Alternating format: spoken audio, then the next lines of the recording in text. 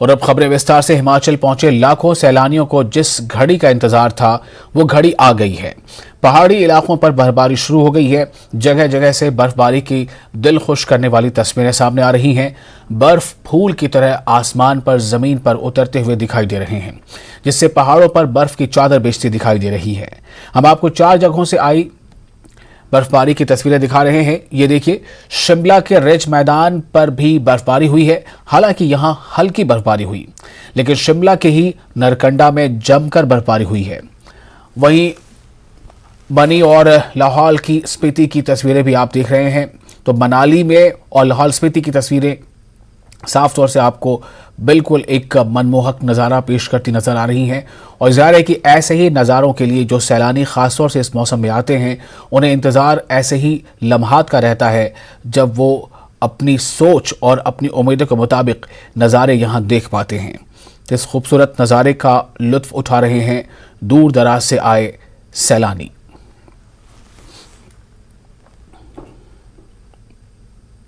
और अब आपको दिखाते हैं नरकंडा से सामने आई बर्फबारी की बिल्कुल ताज़ा तस्वीरें। देखिए कैसे तस्वीरें देखकर ये लग रहा है कि आसमान से बर्फ फूलों की तरह नीचे गिर रहा हो, जिसके बाद चारों तरफ बर्फ की चादर बिछ गई है। और इस खूबसूरत लम्हे का लुत्फ लेते, इसका आनंद उठाते जो सैलानी हैं वो आपको नज़र आ रहे हैं। और जाहिर है उन्हें बड़ी खुशी हो रही है, क्योंकि उन्हें ऐसे ही लम्हों का इंतज़ार रहता है जब वो फूलों की तरह बरसते इन बर्फ़ को देख सकें और जब वो इन यादों को अपने साथ समेटकर अपने घरों को वापस लौट सकें। तो ये खूबसूरत नज़ारा, और ये वो नज़ारा है जिसका इंतज़ार रहता है दूर दराज से आए सैलानियों को।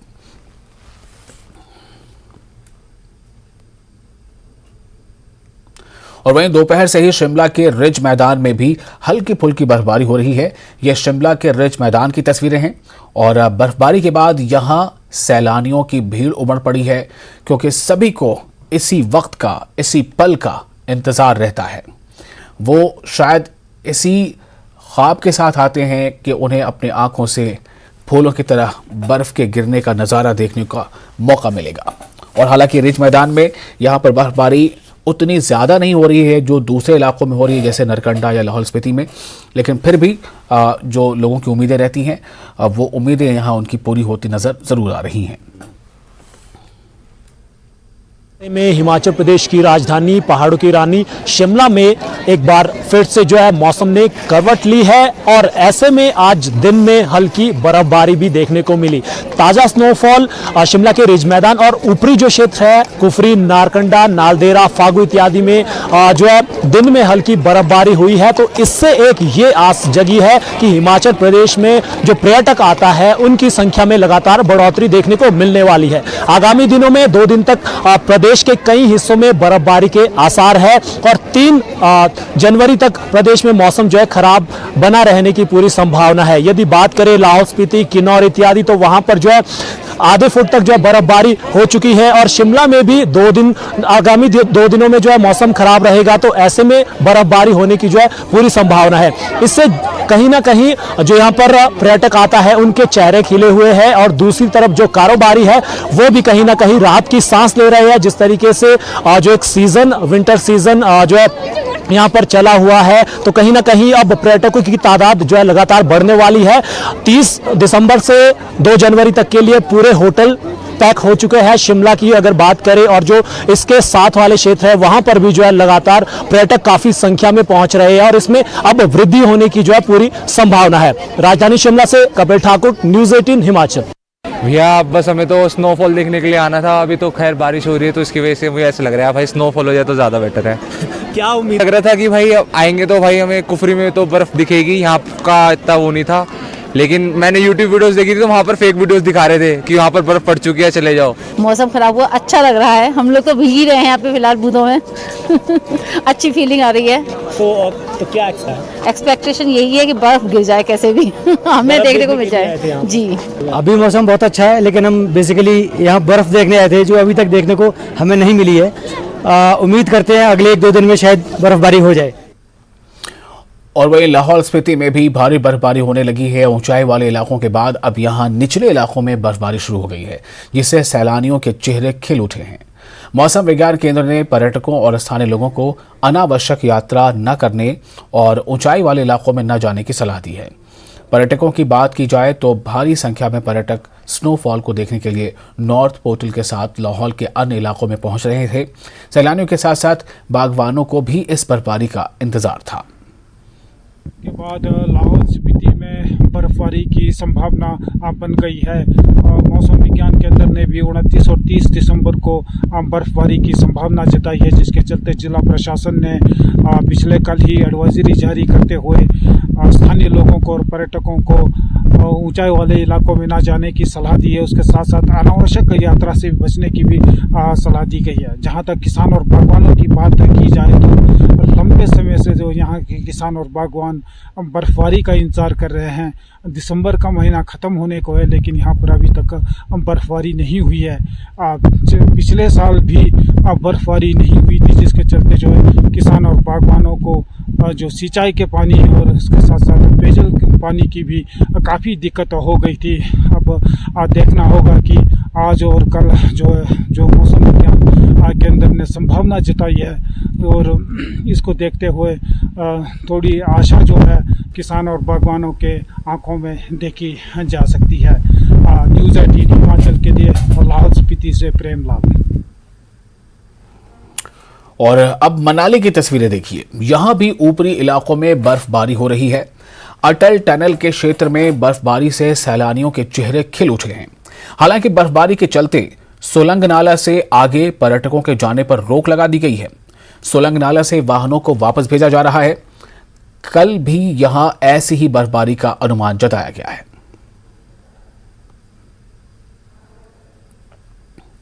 बिहार के बोधगया में बौद्ध धर्मगुरु दलाई लामा अपने 1 महीने के प्रवास पर हैं। पहले उनकी पूजा में शामिल होने आए श्रद्धालुओं के कोरोना पॉजिटिव पाए जाने से हड़कंप मचा, तो अब जासूसी का मामला सामने आ गया है। जासूसी के शक को लेकर बोधगया पुलिस एक चीनी महिला का स्केच जारी कर चुकी है। पुलिस के अनुसार दलाई लामा की जान को खतरा है।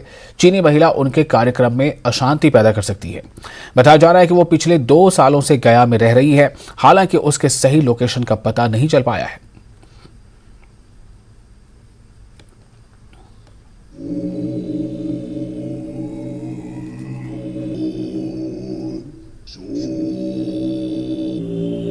इनपुट मिला है कि ऐसे करके एक महिला है जो ओवरस्टे यहाँ पे करी, उसको हम लोग वेरीफाई कर रहे हैं। अभी वो कुछ उसके बारे में कंफर्म इन्फॉर्मेशन हमारे पास नहीं है, हमने वेरीफाई कर रहे हैं। तो कोई ऐसा कोई है महिला, अगर है तो कहीं कोई रह रही है तो उसके लिए होटल एसोसिएशन उनके से अपनी बात हुई है। मोनेस्ट्रीज में भी हम लोग चेक कर रहे हैं, तो वो अभी हम लोग वेरीफाई कर रहे हैं। उसके बाद अभी कोई ऐसा कॉन्क्रीट इन्फॉर्मेशन नहीं है, लेकिन हाँ, क्योंकि हिज हॉलीनेस दलाई लामा जी का विजिट यहाँ चल रहा है, तो इसके चलते हमेशा से और महाबोधि टेम्पल की सिक्योरिटी जो है वो हमारी टॉप प्रायोरिटी पर रहती है। तो सिक्योरिटी जो है और वो पूरी तरह से टाइट है। यहाँ पे जो भी लोग आ रहे हैं सबके पास, जितना भी आप देखेंगे सिक्योरिटी पर्सनल है, उनके पास भी हमने आई कार्ड इशू किए हुए हैं। जितने मजिस्ट्रेट हैं उनके पास भी आई कार्ड है। जो विजिटर्स हैं उनका प्रॉपर रजिस्ट्रेशन होने के बाद, उनका आई कार्ड निर्गत होने के बाद ही उनको एक्सेस मिलता है। और जो हमारा महाबोधि टेम्पल में भी है, वहाँ पे भी फ्रिस्किंग जो है बहुत ही अच्छे तरीके से हो रही है वेरीफाई करने के बाद। सीसीटीवी कैमरा जो है वो भी संख्या जो है दलाई लामा जी के विजिट को लेके बढ़ाया हुआ है। तो सिक्योरिटी एकदम टाइट है। हम लोग हर चीज़ को लेके जो है ध्यान में लेके काम कर रहे हैं, और वो जो है उसका हम लोग अभी वेरिफिकेशन कर रहे हैं। अभी कोई कॉन्क्रीट इन्फॉर्मेशन होगी तो हम आपके साथ शेयर करेंगे। सस्पेक्ट किस कंट्री की है और कितने दिन से? अभी चाइना का बताए जा रहे हैं, जो फर्स्ट इन्फॉर्मेशन आई है, लेकिन अभी मैंने जैसे बताया कि हम इसको वेरीफाई कर रहे हैं। अभी कोई कॉन्क्रीट इन्फॉर्मेशन ऐसा नहीं है। मैम, इनपुट तो आया ही होगा, उसको कोई तो बेस होगा ना उसके। वही मैंने बताया ना कि इनपुट आया कि ये चाइनीज़ लेडी हैं और ये इनका उनका जो स्केच है, तो वो हम उसको वेरीफाई कर रहे हैं कि अगर कोई आई हैं, कहीं रुकी हैं, तो हम जितने भी यहाँ पे ठहरने के स्थान हैं उन सभी जगह पे जाके उसको वेरीफाई कर रहे हैं। उनकी एक्टिविटीज़ को लेकर कोई इन्फॉर्मेशन? अभी कोई ऐसा इन्फॉर्मेशन नहीं है। मैंने वही बताया कि हम अभी वेरिफिकेशन कर रहे हैं। कोई कॉन्क्रीट इन्फॉर्मेशन अगर हमारे पास आएगा तो हम डेफिनेटली आपके साथ। शंका कि हिमाचल में जिस तरह से मिली थी उस तरह से यहाँ भी हो सकता है? नहीं, वो अभी तो इस चीज़ को कहना इतना एडवांस स्टेज पे ठीक नहीं होगा। मैंने वही बताया कि एक प्रिलिमिनरी इनपुट है हमारे पास, जिसपे हम लोग अभी वेरिफिकेशन कर रहे हैं। बौद्ध धर्मगुरु दलाई लामा इन दिनों बोधगया में है। उनकी सुरक्षा को लेकर बिहार पुलिस सतर्क है।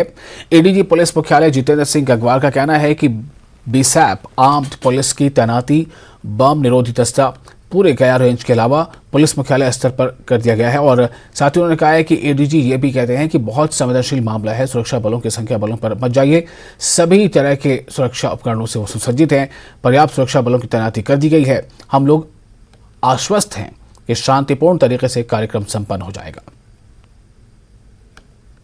नहीं, देखिए वो एक इनपुट मिला है कि ऐसे करके एक महिला है जो ओवरस्टे यहाँ पे करी, उसको हम लोग वेरीफाई कर रहे हैं।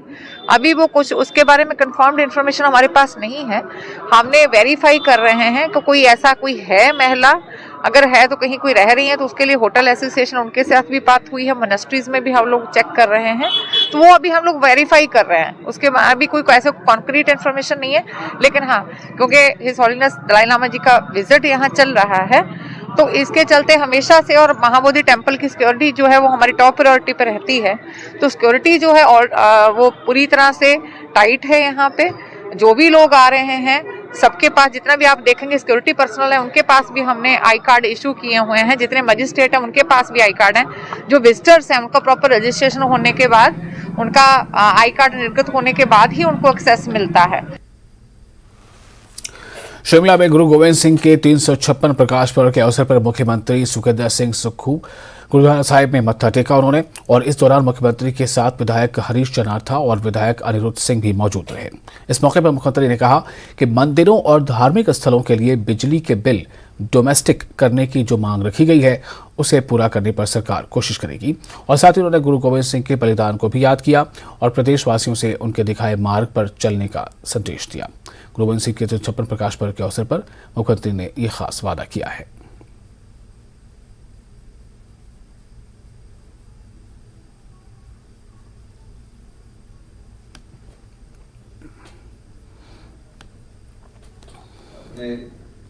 अंतिम दिनों से कुछ दिन पहले वहां बिताए थे, तो मैं एक बार फिर से सिख सभा का, मोदी जी का और सब संगत का धन्यवाद करना चाहता हूं। हमारे विधायक हरीश जनार्था जी ने मुझसे व्यक्तिगत अनुरोध किया, कहा कि आज गुरु पर्व है, मैंने बोला हम शिमला में थे तो हमने कहा कि हम जरूर जाएंगे, और हमारे अंकल सेवा सिंह जी ने भी, तो मैं आपको, मेरे को बॉबी जी ने कुछ कहा है कि जितने हमारे रिलीजन धार्मिक स्थान हैं वहाँ जो बिजली पानी है वो कमर्शियल है, डोमेस्टिक करना है। इस बारे में मैं आपको याद कराना चाहूँगा, थोड़ा मुझे समय दीजिए, इसको मैं जरूर करूँगा, इसमें कोई दो राय नहीं है, और होना भी चाहिए, क्योंकि धर्म हमें इंसानियत सिखाता है। धर्म हमारे में एक आस्था का विश्वास दिलाता है कि हमें जो जीवन मिला है छोटा सा, उस जीवन में हम सत्य से आगे बढ़े, निष्ठा से आगे बढ़े, और जो जीवन में अच्छे कार्य हो सकते हैं, भलाई के कार्य हो सकते हैं, उसको करें। इन शब्दों के साथ मैं एक बार से पूरी साथ संगत का बहुत बहुत धन्यवाद करता हूँ। जय हिंद, जय भारत। ब्रेक के बाद एक बार फिर आपका स्वागत है। आप देख रहे हैं अपना हिमाचल। ओडिशा के स्कूल और जन शिक्षा राज्य मंत्री समीर रंजन दास ने शिमला में सीएम सुखविंदर सिंह सुक्खू से मुलाकात की और उन्हें ओडिशा के सीएम नवीन पटनायक की ओर से 13 से 29 जनवरी तक कलिंगा स्टेडियम भुवनेश्वर और बिरसा मुंडा हॉकी स्टेडियम राउरकेला में होने वाले पुरुष FIH हॉकी विश्व कप 2023 में शामिल होने का न्योता दिया। और शिमला से इस वक्त बड़ी खबर है। सुक्खू सरकार ने सीमेंट विवाद को सुलझाने के लिए बड़ी पहल की है, जिसके तहत सीमेंट की दरें निर्धारित करने पर सरकार का जोर है। सीमेंट विवाद को सुलझाने के लिए सरकार ने एक सब कमेटी बनाई है, जिसके नागरिक आपूर्ति निगम के प्रबंध निदेशक अध्यक्ष हैं। इसमें ट्रक यूनियनों के प्रतिनिधियों को सदस्य बनाया गया है। इस सब कमेटी की पहली बैठक आज होने वाली है, जिसमें माल भाड़े की दर को लेकर चल रहे विवाद का हल निकालने की कोशिश की जाएगी। बता दें कि कंपनी और ट्रक ऑपरेटर्स के बीच सीमेंट ढुलाई की दरों को लेकर विवाद है। सोलन के मॉल रोड पर नगर निगम के एक कर्मचारी से लोग परेशान हैं। ये कर्मचारी अपनी करतूतों से रोजाना हंगामा करता है, जिसका एक वीडियो भी सोशल मीडिया पर वायरल हो रहा है। ये कर्मचारी सार्वजनिक शौचालय में तैनात है और हर शाम को सरकारी डस्टबिन से सारी गंदगी सड़क पर फैला देता है। इसके अलावा वो आसपास खड़े दोपहिया वाहनों को भी बीच सड़क में खड़ा कर देता है। स्थानीय लोगों ने नगर पालिका से कर्मचारी के खिलाफ कार्रवाई की मांग की है।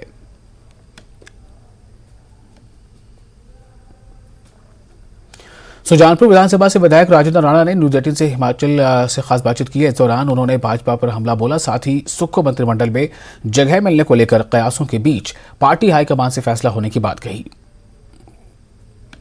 सुजानपुर विधानसभा सीट से कांग्रेस के जो उम्मीदवार थे राजेंद्र राणा, वो जीतकर पहली बार प्रेस के माध्यम से मुखातिब हुए। हमारे साथ हमीरपुर सर्किट हाउस से इस वक्त मौजूद है राजेंद्र राणा। सर, जो अभी सरकार सत्ता में है, कांग्रेस सरकार आते ही काफ़ी सुर्खियों में आ गई, डी नोटिफाई हुए, काफ़ी फैसले वापस लिए हैं, क्या कहना चाहेंगे?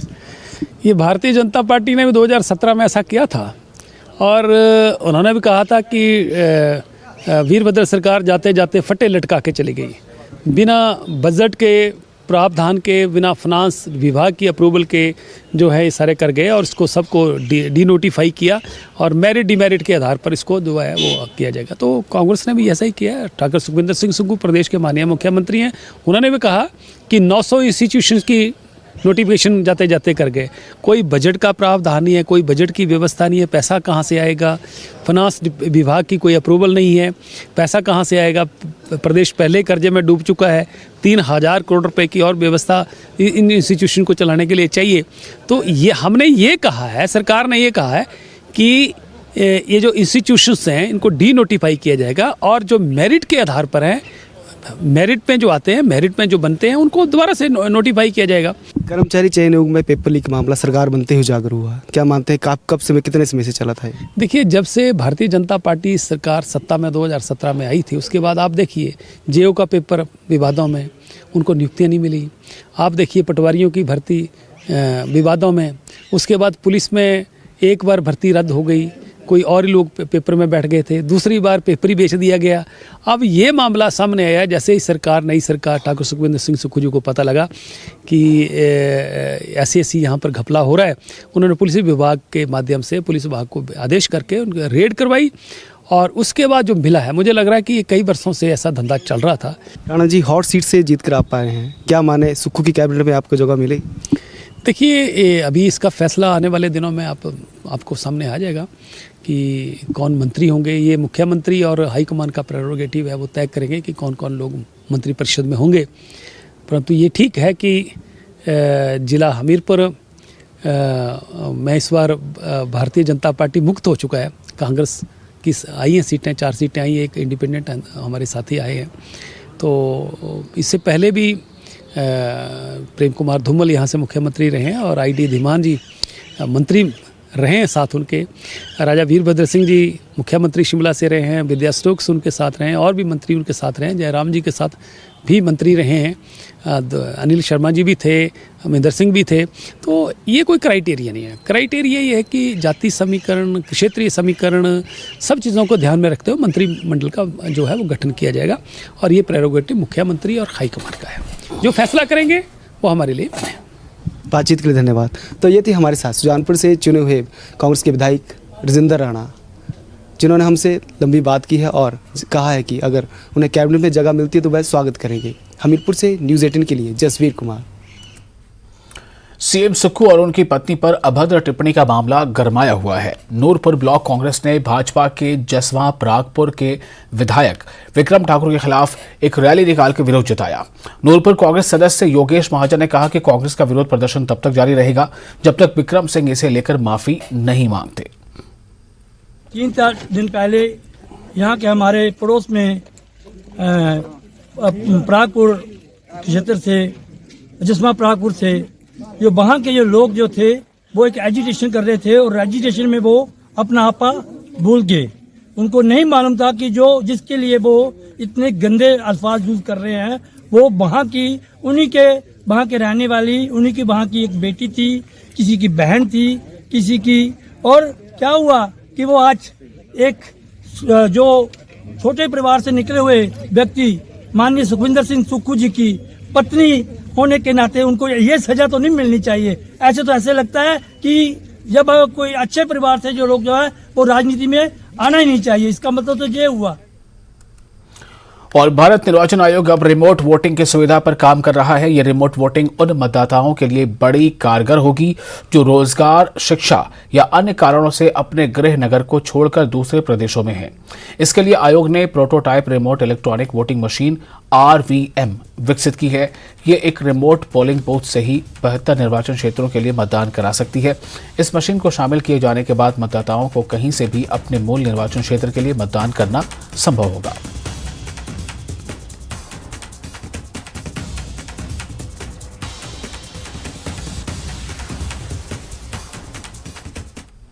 और शिमला से बड़ी खबर है। इस वक्त यहां DDU अस्पताल में चल रहे लंगर बंद करने के आदेश दिए गए हैं। लंगर संचालक को दिए गए नोटिस में कहा गया है कि लंगर की जगह को 31 दिसंबर तक खाली कर दिया जाए। पिछले 3 सालों से 2019 से हम लोग DDU हॉस्पिटल शिमला के अंदर लंगर बर्तारा करते आ रहे हैं। अचानक कल मुझे ये पता लगा सोशल मीडिया के माध्यम से कि उस लंगर को 31 दिसंबर तक हटाने का ऑर्डर कर दिया गया है और अचानक 4 दिन के अंदर हमें ये कहा गया है कि हमें से हटा दें। और उसमें मुझे कल लेटर के माध्यम से ये भी पता लगा कि उसमें 6 महीने का एक्सटेंशन दिया गया है, जबकि ऐसे एक्सटेंशन का हमारे को कोई भी नॉलेज नहीं है। हमारे को कुछ नहीं बताया गया इसके बारे में, ना ही हमारे को लंगर हटाने के लिए कोई नोटिस या किसी भी तरह की कोई कानूनी कार्रवाई या कोई कागज़ पत्र का पत्राचार हुआ है हमारे साथ। हमीरपुर पेपर लीक मामले में सभी 6 आरोपियों को एक बार फिर अदालत में पेश किया गया, जिसमें से मुख्य आरोपी उमा आजाद और दलाल संजीव कुमार को अदालत ने 3 दिन की पुलिस रिमांड पर भेज दिया है, जबकि अन्य 4 आरोपियों को 14 दिन की जुडिशियल रिमांड में भेजा गया है। विजिलेंस टीम की तरफ से अदालत में तर्क दिया गया है कि आरोपियों के ठिकानों पर मुख्य आरोपी उमा आजाद और दलाल संजीव कुमार से अभी और भी पूछताछ की जानी बाकी है। विजिलेंस की तरफ से 5 दिन की पुलिस रिमांड मांगी गई थी। पुलिस रिमांड मिला है उमा आज़ाद और संजीव को, और बाकी लोगों को 14 दिन का जुडिशियल। सोलर में एक कंपनी की ओर से अपने कर्मचारियों को तनाव मुक्त रखने के लिए दिन दिवसीय खेलकूद प्रतियोगिता का आयोजन किया जा रहा है। बता दें कि कंपनी इस साल भी कर्मचारियों की अलग अलग टीमों के बीच जहां क्रिकेट प्रतियोगिता आयोजित कर रही है, वहीं एथलेटिक्स, कबड्डी, बैडमिंटन और वॉलीबॉल के मैच भी खेले जाएंगे। 3 दिनों तक चलने वाली इन प्रतियोगिताओं की विजेता टीमों को अंतिम दिन ट्रॉफी और नकद पुरस्कारों से सम्मानित किया जाएगा। कंपनी के डायरेक्टर सौरभ गुप्ता ने बताया कि उनकी कंपनी का स्पोर्ट्स इवेंट का ये दूसरा साल है और इस साल भी कंपनी कर्मचारियों के बीच विभिन्न तरह की खेलकूद प्रतियोगिताएं आयोजित कर रही है। वो हमने आयोजित किया है। यहाँ पे हम अपने सारे वर्कर्स जो 110 प्लस वर्कर्स हैं उनके साथ cricket, badminton, volleyball, musical chair, ऐसी कबड्डी, ये सब जो गेम्स हैं उसको आयोजित करा रहे हैं। ये 3 दिन का हमारा इवेंट रहेगा। इस 3 दिनों में 4 टीमें क्रिकेट की, 4 टीमें वॉलीबॉल की, अलग अलग जो हमारे कैंडिडेट्स हैं जो बैडमिंटन खेलते हैं उन्होंने पार्टिसिपेट किया है। आज पहला दिन है तो क्रिकेट मैच चला हुआ है हमारा, जिसमें पहली जो 2 टीमें हैं वो अपना कार्यक्रम कर रही हैं और इसके बाद सेकंड टीम आएगी उसके। तो इसी के साथ इस बुलेटिन में फिलहाल इतना ही। आप बने रहे न्यूज़ 18 जम्मू कश्मीर, लद्दाख, हिमाचल के साथ।